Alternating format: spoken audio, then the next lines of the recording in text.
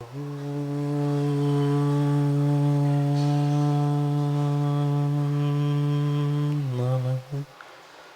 सिद्धेभ्यः।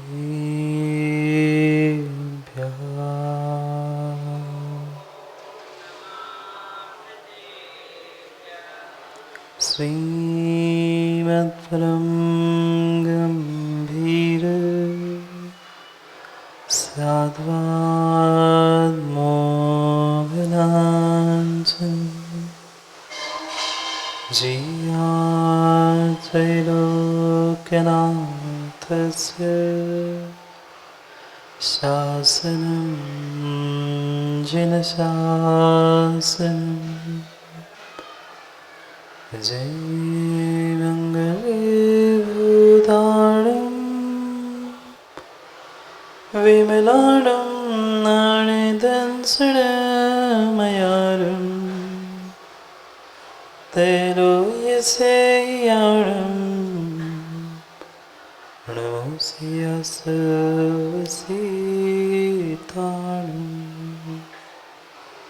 हरिहन्ताणं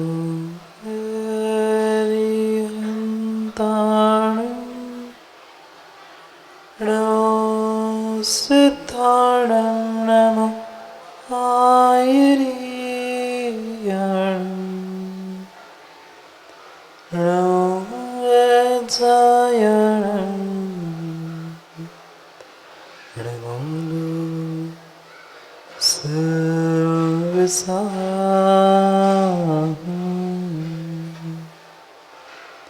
अनंत परम सिद्ध भगवान के 1008वें आदिनाथ भगवान के परम पूज्य आचार्य भगवान कुंद कुंद स्वामी के परम पूज्य आचार्य भगवान गुरुवर विशुद्ध सागर जी महाराज की सनातन जैन धर्म की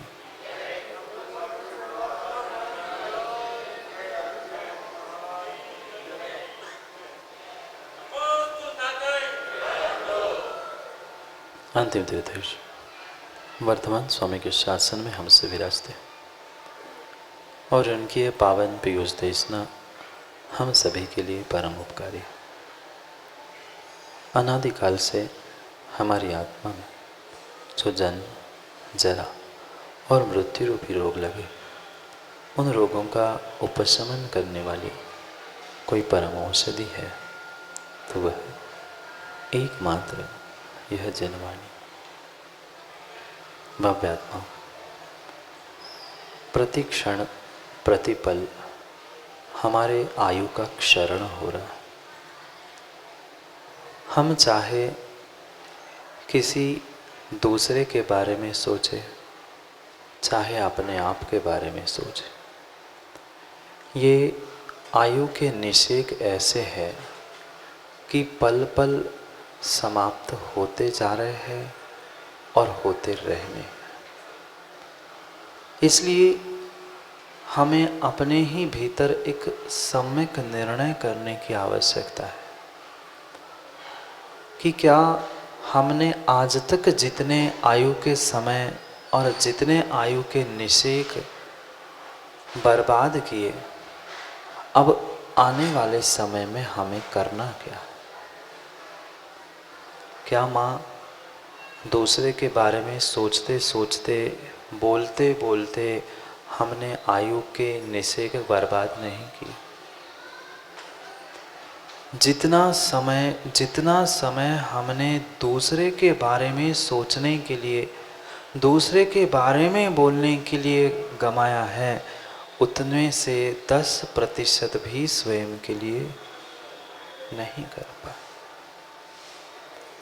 24 घंटे में भी अगर गणित भी लगाया जाए तो 24 मिनट भी शायद हमने अपने स्वयं के बारे में ना सोचा है, ना कुछ बोला है, ना कुछ किया। सुबह से उठ के भी माँ घर वालों की प्रत्येक व्यवस्था में कितना समय दिया। दुकान में भी प्रमोद भाई आपने स्वयं के लिए कितना कमाया और घर परिवार के लिए कितना। स्वयं के लिए तो 2, 4, 6 रोटी दाऊ काफ़ी थी। उतनी तो चाहिए थी, सुबह 2 शाम को 2 4 6 10 मान लो, पर कमाया कितना? पूरा पूरा पूरा जीवन का मेरा समय मात्र और मात्र दूसरों की रक्षा, दूसरों का पालन, घर का, परिवार का, इसमें ही मैंने व्यतीत किया। ये मैं भूल रहा हूँ प्रति क्षण। इस संसार में बैठा प्रत्येक जीव भूल रहा है कि पल पल मेरी आयु क्षीण होती जा रही है। क्या आने वाले समय में डॉक्टर साहब, आप डॉक्टर हैं ना, छोटी छोटी गोलियां खा के आयु तो बढ़ सकती है, बढ़ेगी नहीं। कल से आज आयु आपकी बढ़ी कि घटी? कल जितनी आयु थी उससे 1 दिन आयु का हमारा कम हो चुका। फिर आने वाले कल में बढ़ेगा कि कम होगा? बढ़ेगा ना। 40 के थे 50 के हो गए, 50 के थे 51 के हो गए। वह तुम्हारी उम्र की वर्षों की संख्या तो बढ़ेगी, पर जो भोगने वाली आयु बची थी वह पल पल में नष्ट हो रही है। विचार करना है कि हमने आज तक कितने आयु के निशे, कितने आयु के समय मात्र और मात्र बर्बाद कर दिए। ऐसे भी जीव है, ऐसे भी जीव है जिनके पास समय है, सब कुछ है, पर समय काटने के लिए काम नहीं है। सो कोई टाइम पास कर रहा है, कोई मोबाइल लेके टाइम पास करता है, कोई अन्यत्र घूम के टाइम पास करता है। और ऐसे भी संसार में जीव है जिनके पास 24 घंटे कम पड़ते हैं। परम सत्य राजू भाई, बात को समझना। जो अपने जीवन के उत्थान के बारे में पुरुषार्थ कर रहे हैं, मेहनत कर रहे हैं, उनके लिए 24 घंटे कम पड़ते हैं। और जिनको अपने स्वयं के बारे में समय ही नहीं है सोचने के लिए, उनके लिए टाइम पास करने के लिए घंटे मिलते हैं। वे ही टाइम पास करते हैं, वे ही यदवा तदा यहाँ वहाँ बैठने का काम करते हैं जिनके पास कोई काम नहीं होता। हाँ, जिन्होंने रात में वही जीवों को रात छोटी लगती है जिनको सपने देखने होते। बहुत अच्छी बात समझना सपन भाई, उनको वह रात बहुत छोटी लगती है जो सपने देखते हैं, और उनको दिन बहुत छोटा लगता है जो उन सपनों को साकार करना चाहते हैं। हमारी गणना कहाँ पे है, विचार करना। रात बड़ी चाहिए कि दिन बड़ा चाहिए? कार्य करते करते जीवन को वो ही सफल करा सकता है। स्वयं के जीवन की, स्वयं की सबकी रक्षा वो ही कर सकता है जिसने स्वयं के प्रभु के बारे में सोचना प्रारंभ किया है। किसकी किसकी रक्षा कर पाओगे? किसकी किसकी रक्षा कर पाओगे? कर पाओगे काका? नहीं कर पाओगे। भाई जी कर पाए रक्षा बालों की? नहीं कर पाए। स्वयं के सर पे उगे हुए बालों की तो रक्षा नहीं कर पाए, दूसरों की बालाओं की क्या रक्षा करेंगे? अपने बालों की तो हमें प्रमोद भाई उम्मीद नहीं। कभी काले थे, कभी सफ़ेद हो गए, कुछ दिन बाद पता नहीं बचेंगे कि नहीं बचेंगे। फिर हम अपने शरीर की, अपने साथ रहने वाले इस शरीर की से जब उम्मीद नहीं कर सकते, फिर दूसरों से जिनके साथ रह रहे हैं उन घर परिवार वालों से क्या उम्मीद करें? फिर भी उम्मीद नहीं करते ना माँ? करते हैं। यहाँ अभी मैं पूछ रहा हूँ इसलिए झूठी झूठी मत कहो। कभी पति से, कभी बेटों से, कभी किससे, कभी पता नहीं कितनों कितनों से उम्मीद रखते हैं। अभी तो पति के भरोसे पर जीवन यापन किया, अब बेटा संभाल लेगा, फिर बहू संभाल लेगी, फिर नाती ध्यान रखेगा। कोई किसी का ध्यान नहीं रखता। व्यर्थ की दूसरों से उम्मीद बना के रखना छोड़ दो, भ्रम छोड़ दो। कोई समय पे, कल भी हमने समझा था, समय पे कोई भी काम नहीं आता, सबके दरवाजे बंद मिलते हैं। व्यर्थ में जो हमने भ्रम पाल के रखा है, मैं घर का, परिवार का, बच्चों का, बेटों का, बहू का पालन पोषण करता हूँ, ये हमारा व्यर्थ का मानना है, कर्ता बुद्धि है।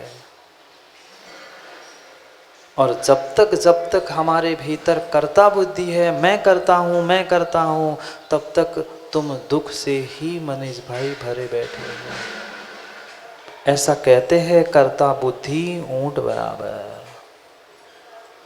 ऊंट के समान ऊंट कर कुछ नहीं पाता, पर करता हूँ, खाता हूँ, ये करूँगा, ऐसी उसकी भी आदत आप जैसी बनी है। कौन किसके लिए करता है? माँ बाप बेटे के लिए करते हैं। देख लिया, कल सुन ली कहानी, माँ बाप बेटे के लिए भी नहीं करते। फिर क्या बेटा माँ बाप के लिए करेगा? नहीं करेगा। जिसने अपने भीतर पक्का निर्णय कर लिया है कि मैं अपने पुण्य पाप से ही जीऊंगा, वो कभी भी घर परिवार में दुखी नहीं हो सकता। वही दुखी, वही परेशान है जिसने दूसरे से उम्मीद बांध के रखी है कि बेटा साथ देगा, ये साथ देगा, वो साथ देगा। समय आने पर कोई किसी का नहीं होता। जब तक स्वार्थ भरी ये दुनिया में दूसरे से स्वार्थ चल रहा है, हर कोई माँ भी बेटे की रक्षा करते हुए दिखती है,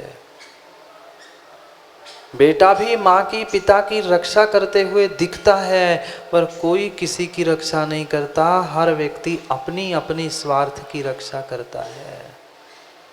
जहाँ स्वार्थ की रोटी सिक रही है वहाँ वो रहता है, जहाँ स्वार्थ की रोटी छूट गई उसकी रक्षा क्या, उसका संबंध भी छूट गया। निर्णय करो। कितनी सारी माँ गलतियाँ आज तक हम करते आए हैं, अभी भी समझेंगे नहीं तो छठे काल में कोई समझाने आएगा भी नहीं। छठे काल में कोई समझाने आने वाला नहीं है। अभी तो फिर भी प्रभु है, गुरु है, जिनवाणी है, धर्म है हमें साथ देने वाला, पर छठे काल में वो भी साथ नहीं देगा। थोड़ा सा स्वयं से स्वयं के लिए विचार करना प्रारंभ करो। जो मैंने आज तक किया है, जो मैं आज तक करता आया हूँ, उससे मेरी क्या हालत हुई है, ये हर कोई जानता है। माँ सुखी होना घर में, माँ सुखी होना घर में। कोई बोलने के लिए तैयार नहीं। महाराज जी सबके सामने कैसे कह दूँ? नहीं, कहो नहीं कहो, मुझे कहने की आवश्यकता नहीं है। अपने आप में भीतर में ही उत्तर दे दो, हाँ या ना। नहीं है। पैसे वाले होने से सुखी, गरीब होने से सुखी नहीं है। कहूँ न सुख संसार में, कहूँ न सब सुख संसार में, सब जग देखो छान। तृष्णावश्य, तृष्णा के कारण से वो धनी पैसे वाला भी दुखी है, निर्धन भी पैसे नहीं है इसलिए दुखी है। संतान है, मानती नहीं है इसलिए माँ बाप परेशान है। और जिसके जो माँ कहती है इससे अच्छा तो मेरी कोख सूनी होती, पर जिसकी कोख सूनी है उससे जाके मिलना। वो कहती जैसे भी हो संतान तो होती, नाम तो चलता। बाहर कहूँ न सुख संसार में, सुख बाहर कहीं भी मिलने वाला नहीं है। जो दूसरों के द्वारा सुख मिलने की संकल्पना हम कर रहे हैं, वो ही हमारा संसार का सबसे बड़ा भ्रम है। कौन साथ देता है मुकेश भाई? कोई नहीं साथ देता। कोई भी कितनी भी आप माता पिता भाई बंधु सबकी बात कर लेना, पर रक्षा करने के लिए कौन आता है? कोई नहीं। रक्षा करने के लिए कहना भिन्न विषय होता है।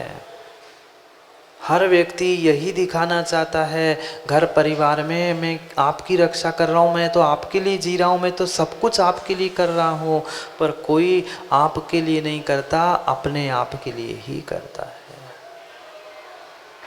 बार बार गुरु समझा रहे थे एक शिष्य को कि बेटा मान जा दीपक, कोई किसी का नहीं होता, कोई किसी का नहीं होता। पर बेटा कहाँ मानता, शिष्य कहाँ मानता।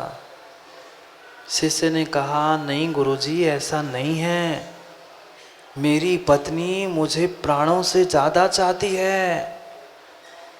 मैं जब तक घर नहीं पहुंचता मनीष भाई, तब तक वो रोटी नहीं खाती। इतना ध्यान रखती है कि क्या बताऊं।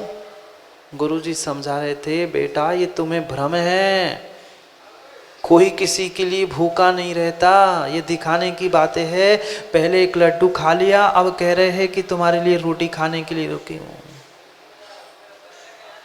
गुरुजी रोज समझाते थे शिष्य को, बेटा ये संसार है, स्वार्थ से भरा है, तेरे साथ कोई देने वाला नहीं है, कोई तेरा रक्षक नहीं, कोई तेरा साथ देने वाला नहीं है। पर ऐसा कहते हैं जब तक स्वयं की नहीं जलती तब तक, ऐसा कहते ना, जब तक जो जिसकी जलती है उसको ही समझ में आती है। गुरु ने अनुभव किया था, छोड़ के संसार छोड़कर संन्यास ले लिया था, तपस्वी बन चुके थे, पर शिष्य को समझ में नहीं आई थी। गुरुजी रोज यही कहते थे, घर का एक भी सदस्य तेरे काम में नहीं आएगा, तू देख लेना। वो कहता है नहीं, कैसी बात करते हो, माता पिता ने जन्म दिया, पिता ने इतना सारा कमा के मुझे दे दिया है, पिता तो मेरी रक्षा अवश्य कर लेंगे, पिता तो साथ देंगे ही देंगे।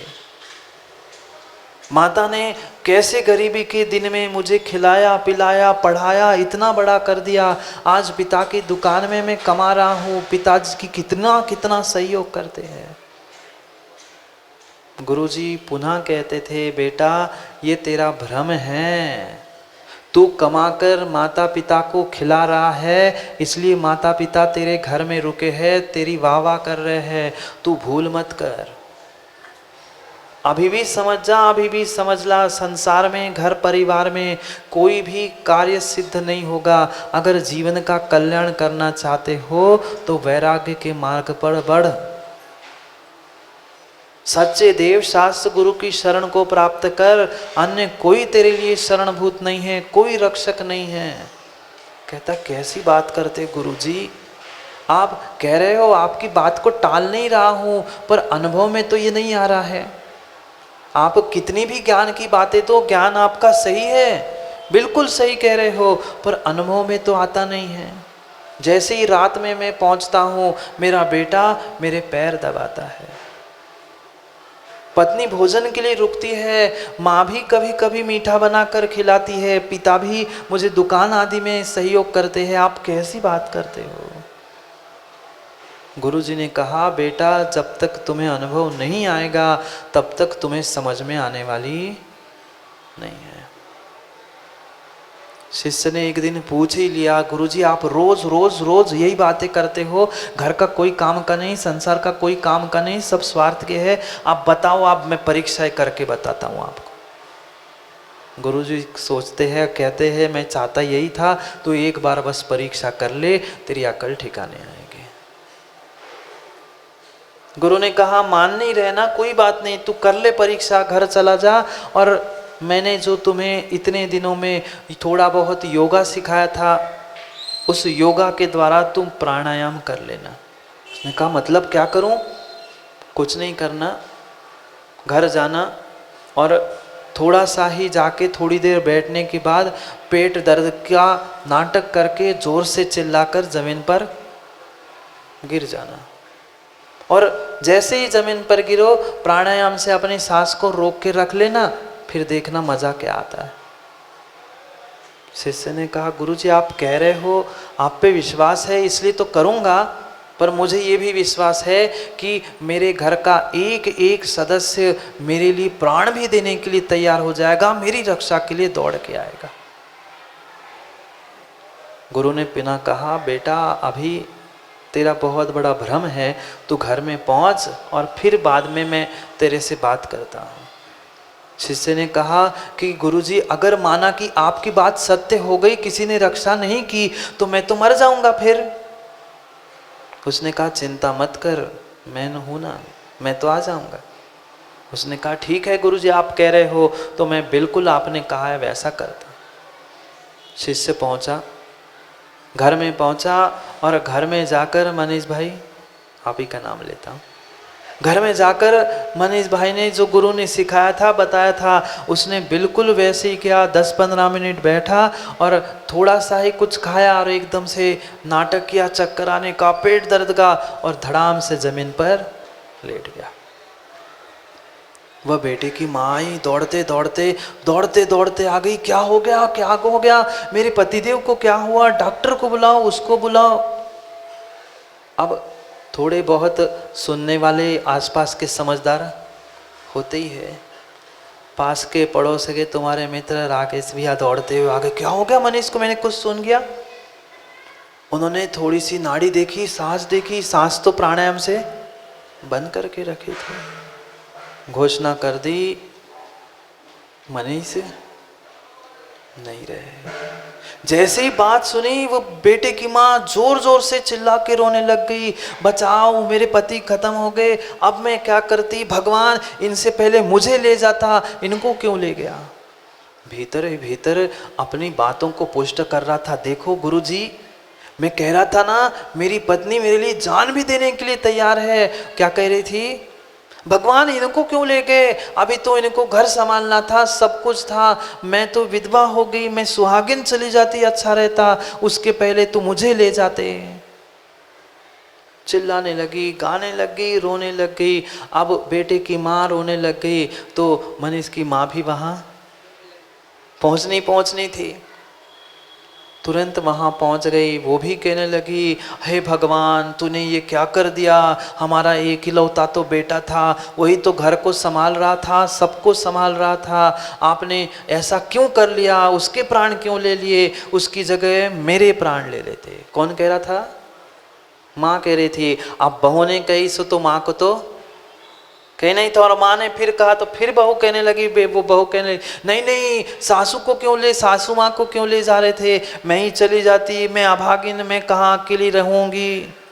अब वहीं पे दोनों की शुरू हो गई, एक बार ये कहे कि मुझे ले जाते, अब दूसरी बार ये कहे नहीं मुझे ले जाते। जाना किसको था, जाना किसी को था, जाने की बारी आती तो कोई नहीं जाता, पर वहाँ मरने के लिए लड़ रहे थे, क्योंकि मरना था ही नहीं, मरना था ही नहीं, सो लड़ रहे थे, नहीं मैं चली जाती, नहीं तू बहू क्यों चली जाती, तू तो अभी बच्चों को ध्यान रखना। वहीं पे शुरू हो गई। और किसी के घर में माँ कुछ हो जाए और खबर नहीं पहुँचे, ऐसा होता ही नहीं है, होता ही नहीं है। तुरंत अड़ोस पड़ोस में खबर मिल गई, जितने जितने मित्र थे, आपके अभय भी आ गए, जितने मित्र थे सब पहुँचे, देखो तो क्या हो रहा है। पिता भी मंदिर गए थे, लौटे, लौट कर देखा कि अरे ये तो बेहोश सा पड़ा है और सब रो रहे हैं, मतलब कुछ ना कुछ गड़बड़ हो गई। पिता भी पहुँचे, पिता भी पास में पहुँचे, पिता भी जोर जोर से रोने लग गए, हाय भगवान क्या कर लिया, उम्र तो मेरी हो गई थी, आपने इसका नंबर क्यों लगाया था, मैं 70 का हो गया, अभी ये तो घर को संभाल रहा था, पता नहीं दुनिया भर की बातें उन्होंने भी सुना डाली। भीतर ही भीतर मनीष भाई सोच रहे थे, बुरा नहीं मानना, मैं तो ऐसे ही नाम ले रहा हूँ, भीतर ही भीतर वो व्यक्ति सोच रहा था कि कैसे गुरुजी है, कितनी झूठ बोलते हैं, यहाँ तो एक एक घर का सदस्य मेरे मित्र तक कह रहे हैं कि अरे यार मनीष बहुत अच्छा था, धर्मात्मा था, उसे प्रतिमा लेनी थी, ऐसा करना था, वो लेना था। बेचारा सोचते सोचते चला गया, उसके पहले मैं चला जाता, मैं पापी। मन ही मन खुश हो रहा था, मैंने जो गुरु से कहा था मेरा विश्वास सही निकला, घर के हर व्यक्ति मेरे लिए प्राण देने के लिए तैयार है। अब बेटे ने भी रूप रंग देखा था, सब रो रहे थे, तो सबको देखकर वो बालक भी रोने बैठ गया। और आदत होती ही माँ बच्चों की, जैसे माँ कहती है, दादी कहती है, वैसे बच्चे भी कहने लगते। बच्चा भी कहने लग गया, पिताजी को क्यों ले गए, पिताजी की जगह मुझे ले जाते, क्योंकि सब कह रहे थे। तो उसने भी उसके साथ, सबके साथ रट लगा दी कि पिताजी को नहीं ले जाना था, क्या भगवान ले गए थे? नहीं। मुझे क्यों ले गए, मुझे क्यों नहीं ले गए, पिताजी को ले गए। पुनः वही रामायण शुरू रहा। जैसे ही थोड़ा सा समय बीता, गुरुजी, जो गुरुजी थे उनके, वह रास्ते से निकल पड़े। बाबा जी थे, तपस्वी थे, गुरु समझाते थे। अब गुरु भी सुनने के लिए पहुंचे, देखूं तो कि मेरा शिष्य कैसा है, कहाँ है, वास्तव में परीक्षा कर रहा है, पास होगा कि फेल होगा। गुरुजी भी घर के सामने से पहुंचे और सबको पता ही था, घर वालों को, कि मनीष तो इन गुरु का चेला है। और जैसे ही दरवाजे से निकलते हुए तपस्वी, उस बाबा ने, गुरु ने आवाज लगाई, वो तुरंत पिताजी उसके दौड़ के बाहर पहुंचे। गुरुजी, गुरुजी, आपका शिष्य देखो मर पड़ा है। कहते अच्छा, देखता हूँ क्या हो गया। गुरुजी भी दौड़कर अंदर आ गए। अंदर जैसे ही देखा कि अरे मेरा शिष्य, मेरा भक्त तो ये मरा सा पड़ा है। सब क्या चल रहे थे, उसको सिखाने के लिए, दिखाने के लिए नाटक चल रहा था। गुरुजी अंदर गए और उनके पास एक झोला टंगा था, उस झोले में उनने हाथ डाल दिया और हाथ डालते हुए वह इधर उधर देखने लगे। अब कोई सांत्वना देने पहुंच जाए, आप लोग भी पहुंचते होंगे ना, तीसरे दिन, 13वें दिन, जिसको रोना नहीं भी होता वो भी आंखों से भले ही नहीं निकल रहे हैं, पर झूठी झूठी तो सबके सामने निकालनी ही पड़ती है। और कोई अपना पहुंच जाए फिर तो मार रोना और जोर से आता है। पता चला वे उसी के गुरुजी आए हैं, सब पुनः जोर से चिल्लाने लगे, गुरुजी भगवान ने देखो कितनी नाइंसाफी कर ली। पत्नी कहती मुझे ले जाते, माँ कहने नहीं तू नहीं बेटी, मैं चली जाती। वे चारों के चारों आपस में शुरू हो गए। मित्रों ने भी कहा गुरुजी अब आप ही हो, जो कुछ भी हो इसे ठीक कर लो। गुरुजी ने कहा बस कर लूँगा ठीक, कौन सी बड़ी बात है, मेरे पास सब विद्या है, मैं सब जानता हूँ, मेरे पास दवाई भी है, मुझे पता नहीं आज ही मैंने सुबह दवाई बनवाई थी। वो कहते बहुत बढ़िया गुरुजी, दे दो दवाई दे दो। गुरुजी ने कहा हाँ दवाई तो है, पर अब मरे हुए को कैसे पिला सकते? दवाई जरूर है, पर दवाई मरे हुए को पिलाने से काम का नहीं है। दवाई घर के या घर का कोई सदस्य या कोई और बहुत खास मित्र है, उसे पीनी होगी। अब पुनः लड़ाई मची।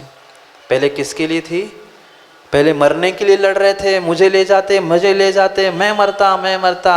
अब लड़ाई हो गई किसके लिए? दवाई कौन खाएगा? मैं खाऊंगा। पहले उस बेटे की माँ ने कहा गुरुजी मुझे दे दो दवाई, मैं खाऊंगी। क्यों? क्योंकि मैं अर्धांगिनी हूं, मैं जीवन साथी हूं, मैंने सब कुछ इनके साथ साथ किया है, अब मैं दवाई खाऊंगी और ये ठीक हो जाएंगे। गुरुजी ने कहा ठीक है, कटोरा पानी ले आओ, मैं दवाई को घोलता हूं।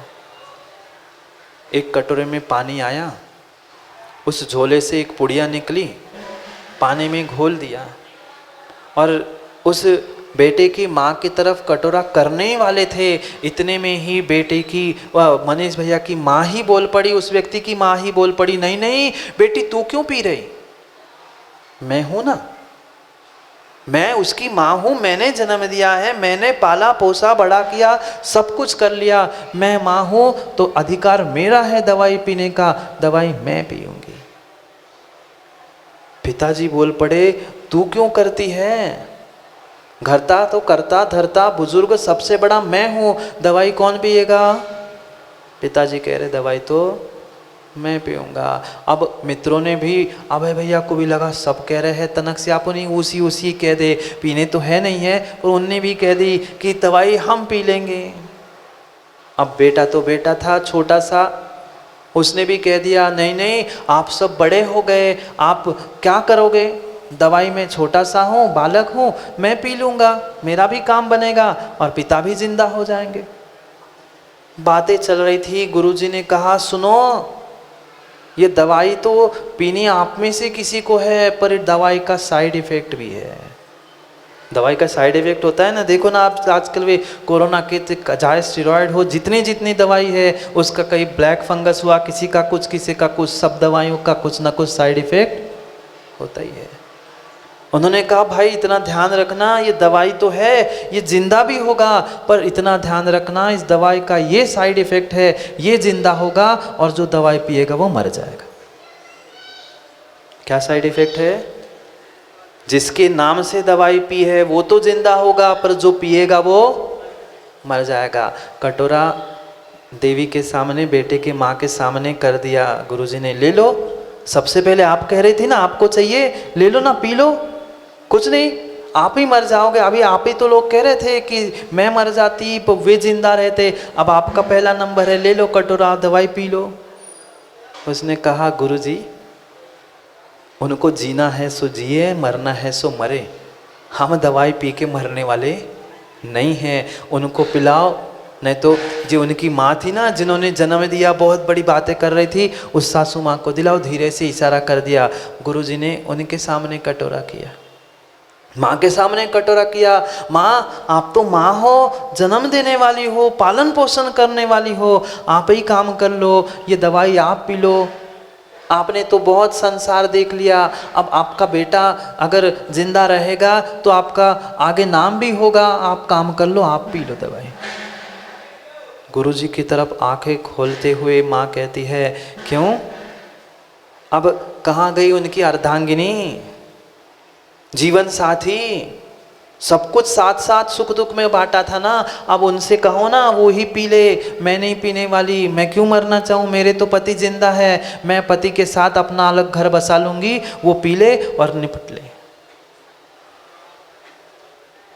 तीसरा नंबर पिता का आया, पिता के पास दे दिया। पिता भी कहता है नहीं भैया मैं नहीं मरना चाहता। कोई मरना चाहता है? ये झूठ की बातें होती है, व्यर्थ की बातें होती है कि कोई मैं तुम्हारे लिए मर जाऊंगा, जी जान लुटा दूंगा, ये सब व्यर्थ की बातें हैं।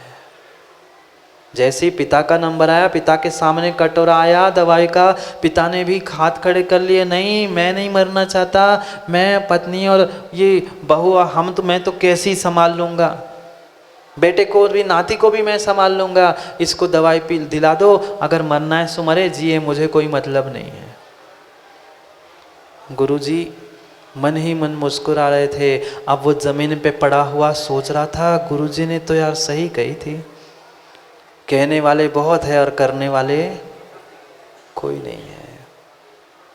नंबर मित्रों के पास पहुंचा, मित्रों ने भी हाथ खड़े कर लिए, दो चार तो पीछे के पीछे रामायण देख के खिसक गए, अपना नंबर ही नहीं आए। वो तो काम था, फोन आ गया अर्जेंट, सो भाग गए। अब छोटा सा बालक था, बालक के हाथ में तो गुरुजी ने कटोरा थमा ही दिया।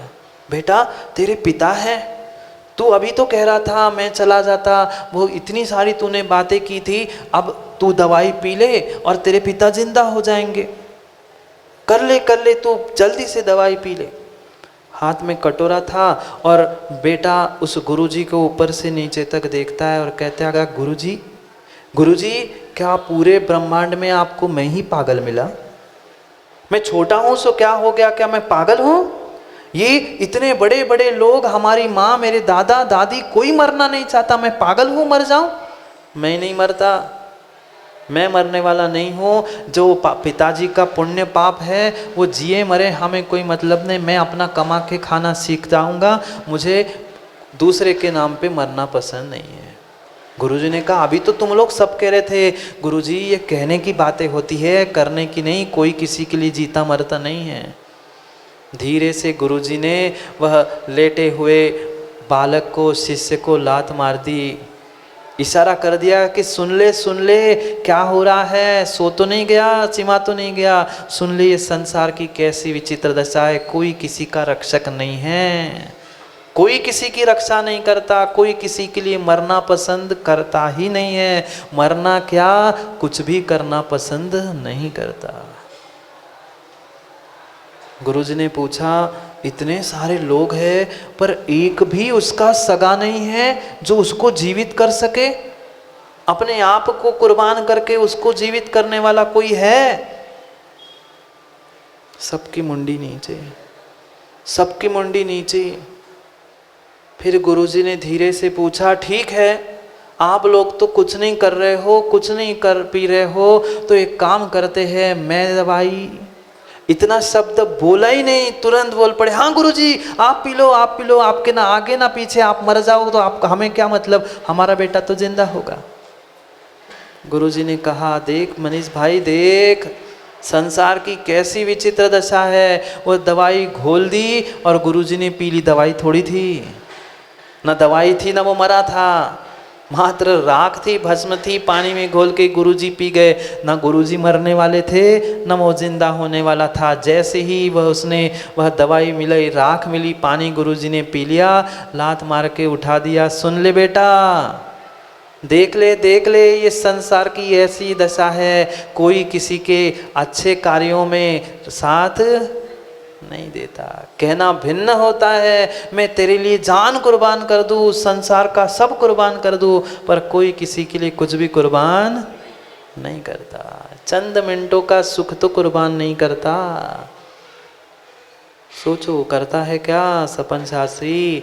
अपना मोबाइल तो दूसरों को देने की इच्छा नहीं होती। पूछो युवाओं से, दे भी दिया तो ऐसे 3-4 लॉक लगा के दे दिया कि अंदर की बातें कोई।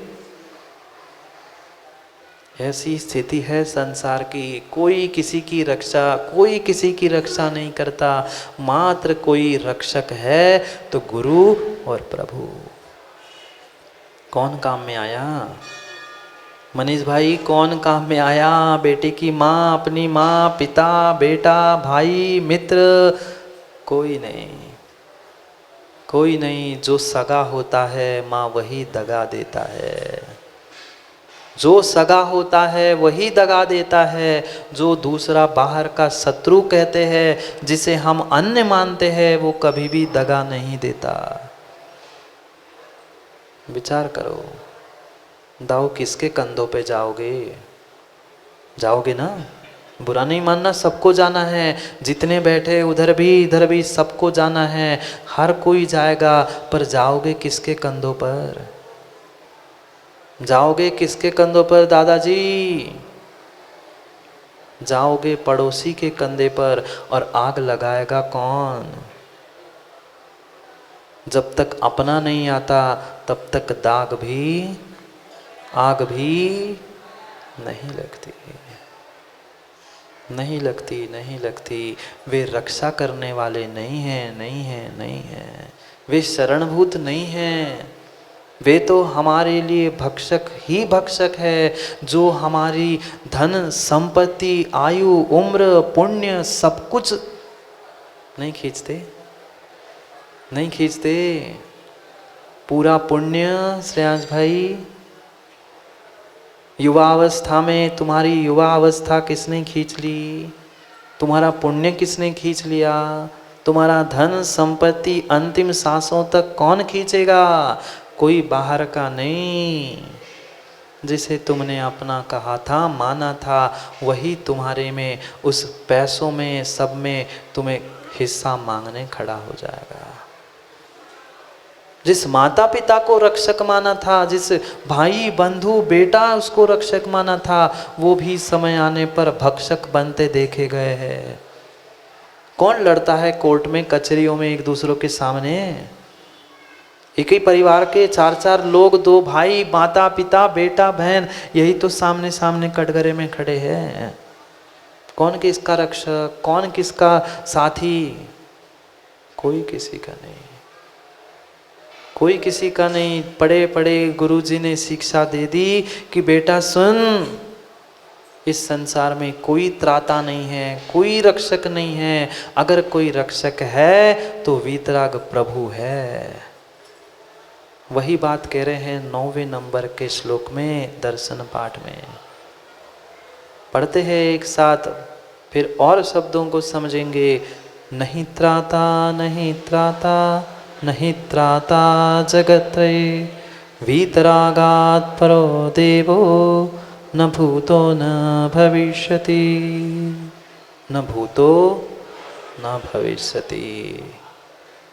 ना भूत में कोई हमारा रक्षक हुआ, ना भविष्य में कोई हमारा रक्षक होगा। अगर रक्षा करने वाला कोई है, भले ही उपचार से कह दो, व्यवहार से कह दो, जिस अपेक्षा से कहना है कह दो, पर रक्षक मात्र वीतरागात् परो देवो न भूतो न भविष्यति।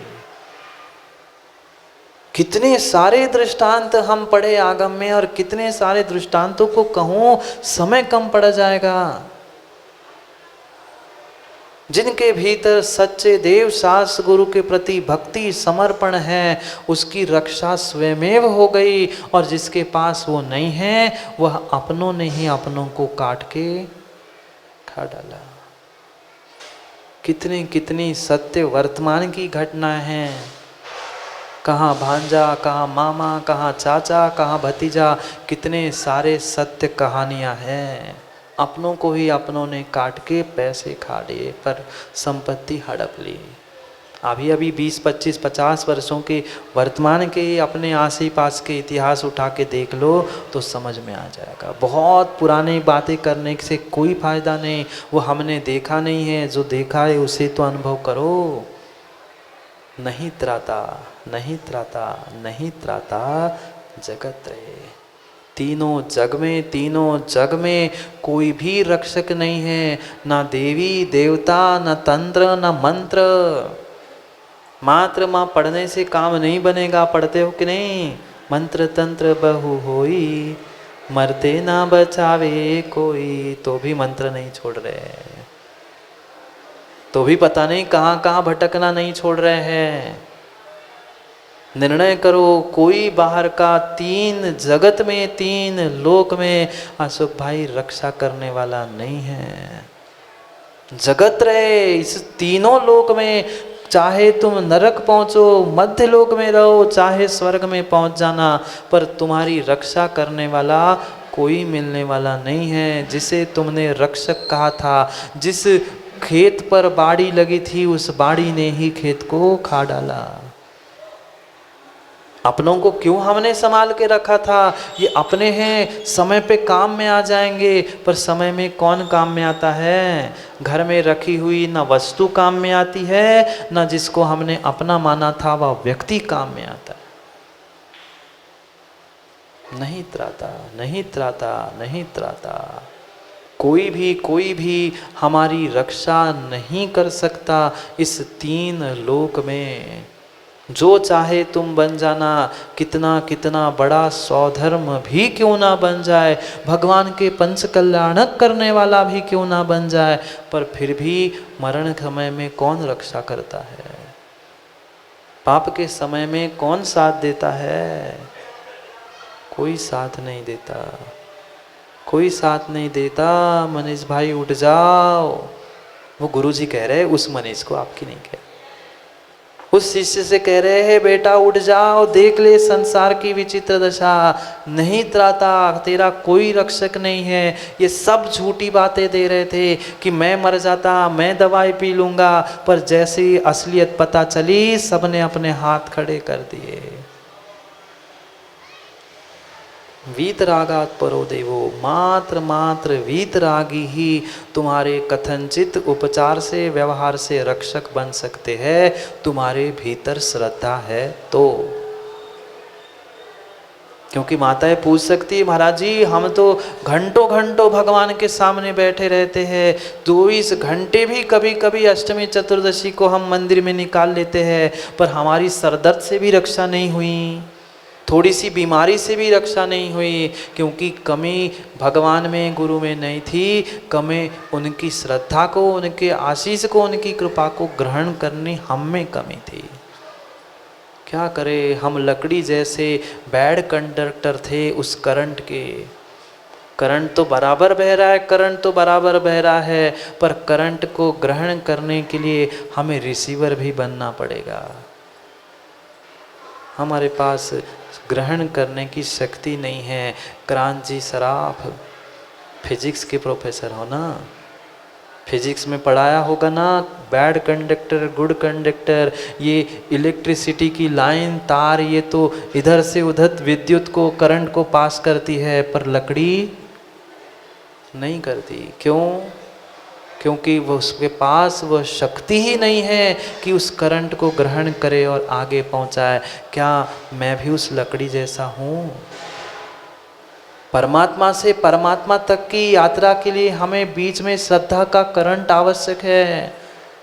इस परमात्मा से हमारे भीतर के आत्मा को परमात्मा बनाने के लिए जब तक श्रद्धा का करंट नहीं लगेगा तब तक कोई भी काम बनने वाला नहीं है।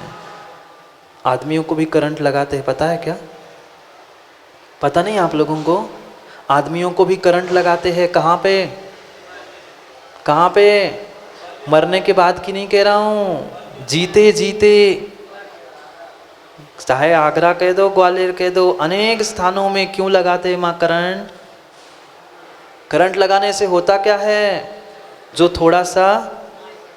थोड़ा सा अनिल भाई खिसका है उसको सीधा करने के लिए, जो स्क्रू ढीला हो चुका है उस स्क्रू को टाइट करने के लिए करंट देके उसकी बुद्धि को, उसके दिमाग को ठीक किया जाता है।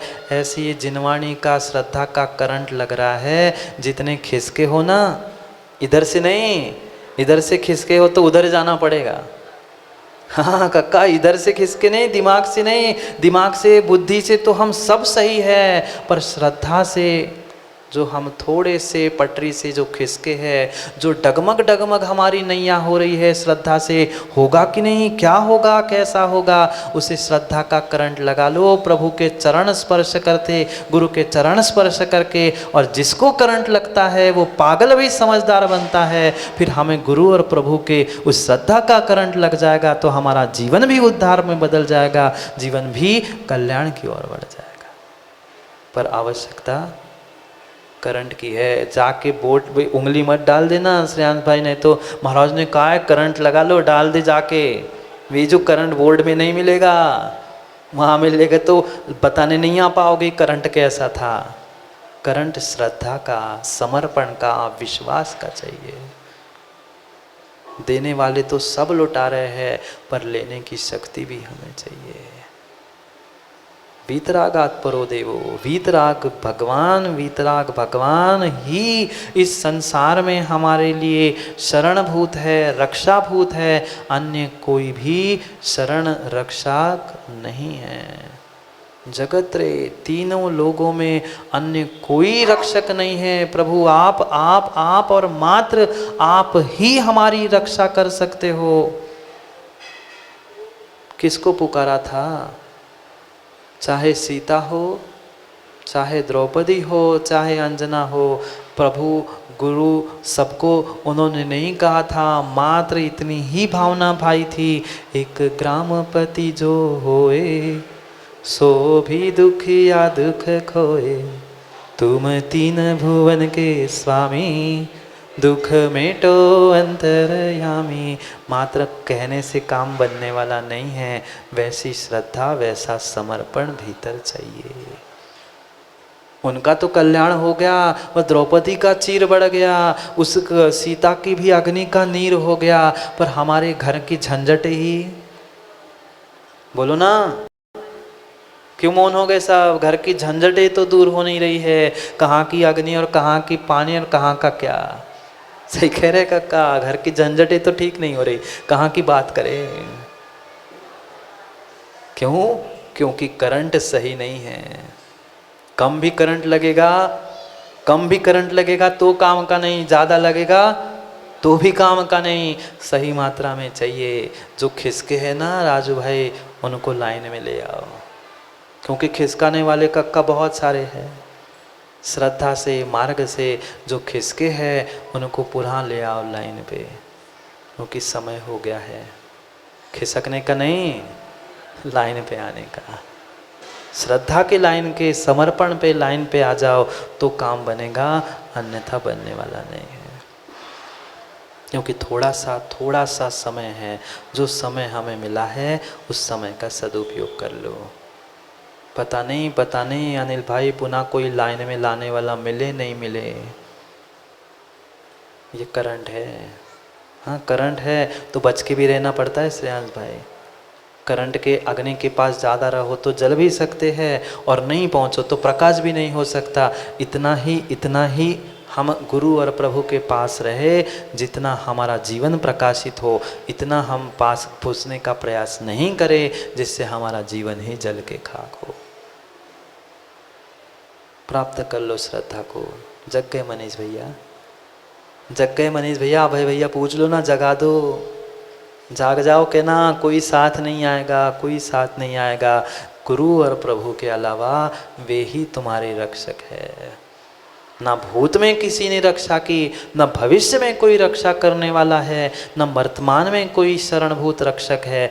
मात्र और मात्र वीतराग प्रभु है। पर श्रद्धा है तो, नहीं तो पत्थर है और नंगा है। श्रद्धा को प्राप्त करो, उस श्रद्धा को बढ़ाने का प्रयास करो तो ही काम बनेगा, अन्यथा नहीं बनेगा। जो साधन मिले हैं, समय मिला है, द्रव्य क्षेत्र काल भाव, माँ उन सबका सदुपयोग करके अपने कल्याण की ओर बढ़ने का प्रयास करो। करोगे ना? घर में बैठे बैठे, घर में बैठे बैठे काम नहीं होगा। नहीं तो श्रेयांश भाई कहे हमने तो गुरु के नाम से विलास बना लिया है, विशुद्ध विला, हमारा तो घर में ही विशुद्ध बन जाएगा। नहीं बनेगा। हाँ वो ज्ञानी है, नाम लिखने से काम नहीं होता, काम करने से नाम होता है। नाम लिखने से राजू भाई काम नहीं होता, काम करने से नाम होता है। उन्होंने तो काम किया, मोक्ष मार्ग का पुरुषार्थ किया, उनका नाम हो गया। अब हमें भी कुछ करना है तो कुछ समझना होगा। करेंगे समय पे कल समय की चर्चा, पर माँ समय पे आओगे तो, नहीं तो बाकी रोटी और कुकर तो घर में बनाते ही रहते रह जाओगे। भगवान बनना है तो समय की कीमत को समझो और समय पर समय की बात के लिए समय पे आने का प्रयास करो, क्योंकि समय तो थोड़ा सा ही है। चुल्लू भर पानी है, चाहे पी लो, चाहे पैर धो लो, या चाहे चुल्लू भर पानी में। अब आप समझ जाओ, समय हो गया है। कल पुनः समय पर समय की बात करने के लिए समय पे मिलते हैं, क्योंकि समय पे किया गया काम समय को दिलाता है। बोले भगवान महावीर स्वामी की।